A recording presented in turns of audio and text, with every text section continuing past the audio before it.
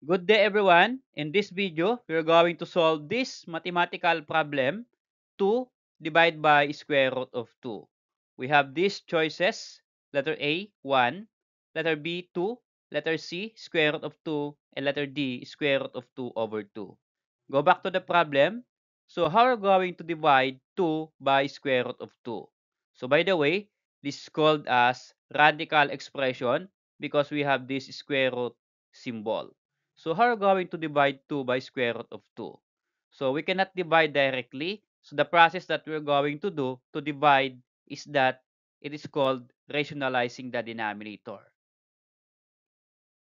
Okay, so we're going to divide 2 by square root of 2 or we're going to rationalize. So when you say rationalize, we're going to remove the square root symbol in the denominator. Okay? But we cannot remove the square root symbol if the radicand is not perfect square. Since 2 is not perfect square, so we cannot directly remove square root here. All you have to do is that we're going to make 2 as perfect square number. So how? First, we're going to multiply the expression by what is given in the denominator. So the denominator is that square root of 2. So we're going to multiply square root of 2 in the numerator and also square root of 2 in the denominator. Okay? So if you're going to divide square root of 2 by square root of 2, that is 1. Okay?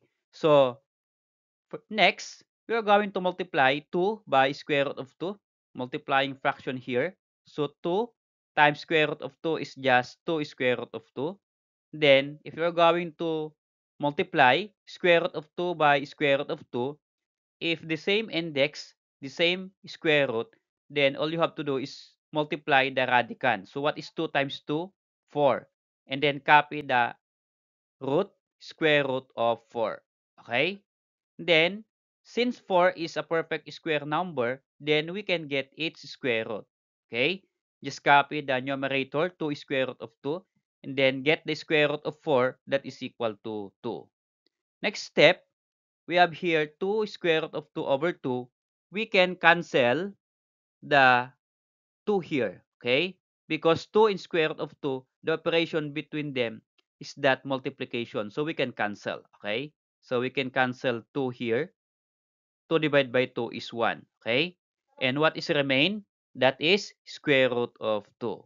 So our answer here in simplified form is square root of 2.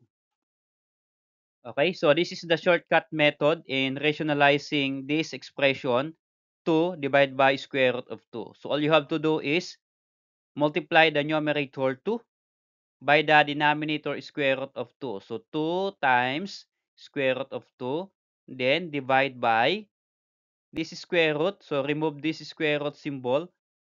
We just get the radicand 2 here. So just get 2. So over 2. Then simplify 2 times square root of 2 over 2. Again, the operation between 2 and square root of 2 is multiplication. So we can cancel 2 here. Okay. So if you cancel 2 here, then what is remaining term?